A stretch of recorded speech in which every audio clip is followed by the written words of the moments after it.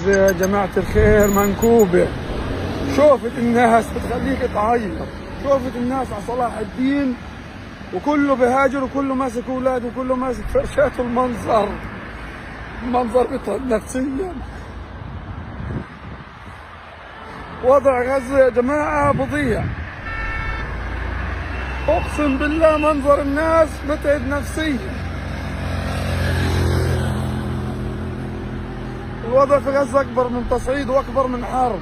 الوضع في غزة ممكن يبادي جماعية، ممكن تطهير عرقي، اعملوا حطوا اللي بدكم اياه، اما بتلحقوا غزة او بتلحقوهاش. الناس سلمت بالامر الواقع وكله طلع.